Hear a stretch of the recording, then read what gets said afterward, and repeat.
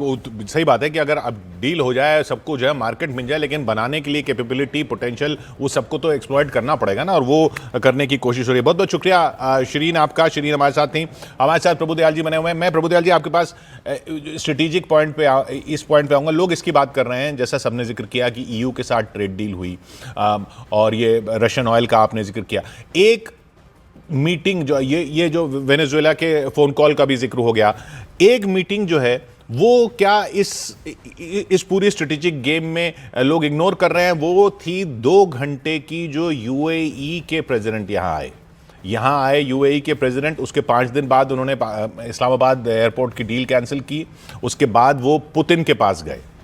ये जो अलाइनमेंट हो रहा है, ये जो कह रहे हैं ना कि नया वर्ल्ड ऑर्डर हो रहा है, उसमें उस मीटिंग को, उनके 2 घंटे के यहां पर आने को आप कितना इंपॉर्टेंट मानते हैं?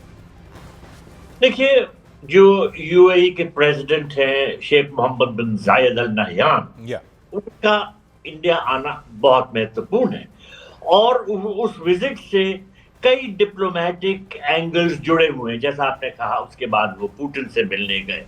तो शेख मोहम्मद बिन जायद एक बड़े इंपॉर्टेंट डिप्लोमेटिक प्लेयर हैं। इंडिया के साथ यूएई के बहुत क्लोज अलाइनमेंट्स हो रहे हैं, न सिर्फ ट्रेड में बट स्ट्रेटेजिक एरिया में।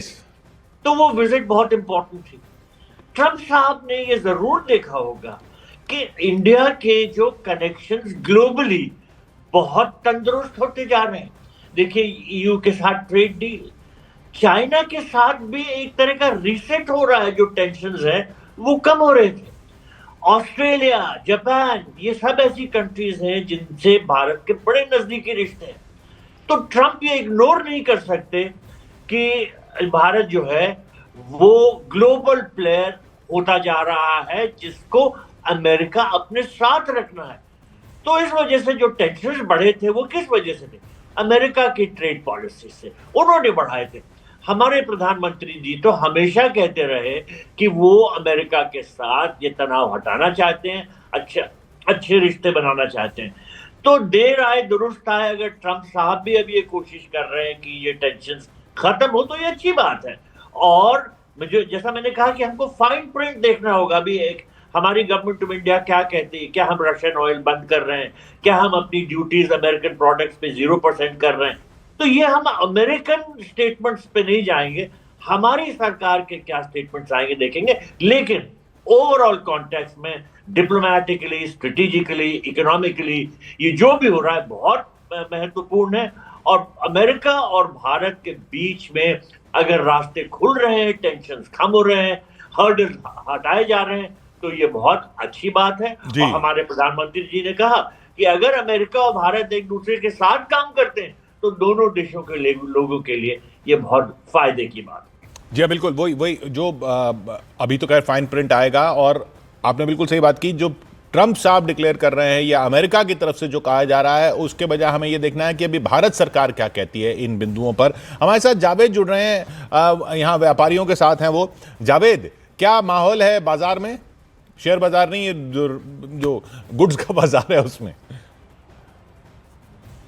देखिए, चांदनी चौक में किशोर मेरी मौजूदगी है, और 133 साल पुरानी मर्केंटाइल एसोसिएशन है, उसके पदाधिकारियों। और खास बात यह है कि ये कपड़ा व्यापार से जुड़े हुए हैं। जो बताया जा रहा है कि कपड़ा व्यापार को एक बड़ा बूस्ट मिलने वाला है इस ट्रेड डील से। हमारे साथ भीमसेन डिंगरा जी हैं। सर, इस डील को आप किस तरह से देख रहे हैं, क्योंकि आप कपड़ा व्यापार से जुड़े हुए हैं? कितना लाभ आपको और कितनी असर पड़ा था जो अमेरिका ने पहले टैरिफ लगाया था?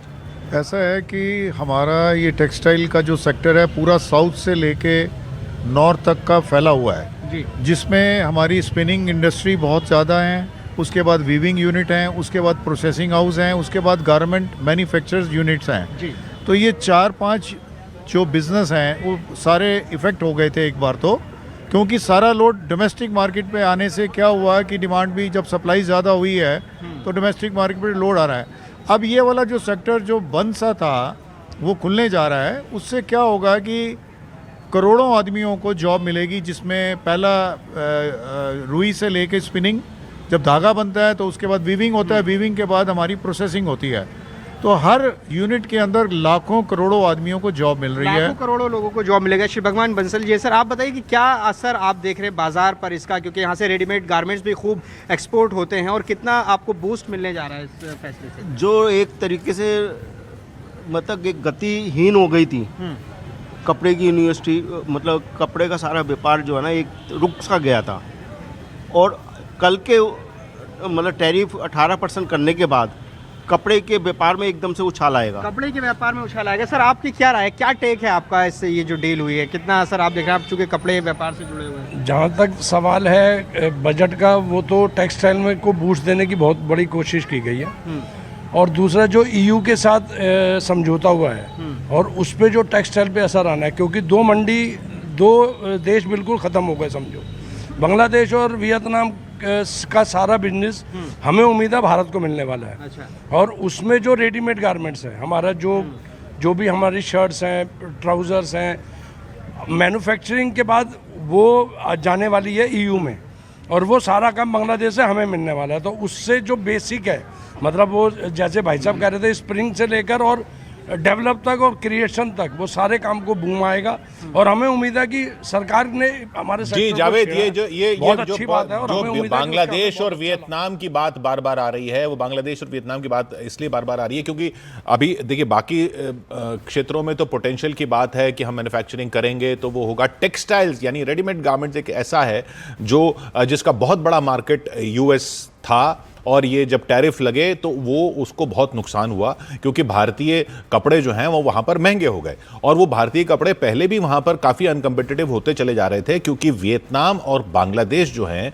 वो उनके कपड़े वहाँ पर सस्ते पड़ रहे थे। अब जो है, अब ये 18% टैरिफ है भारत पर, बांग्लादेश पर है 20% और वियतनाम पर भी है 20%। यानी कि बांग्लादेश और वियतनाम से कोई कपड़े आते हैं तो वो अमेरिका उन पे 20% ड्यूटी लगाएगा, भारत से कोई आता है तो उस पर 18% ड्यूटी लगाएगा। तो ये 2% का तो यहाँ ड्यूटी का ही एडवांटेज हो गया भारतीय एक्सपोर्टर को। इससे ये एक बहुत बड़ा मार्केट खुलने की उम्मीद है। एक जो पहले भी 40-41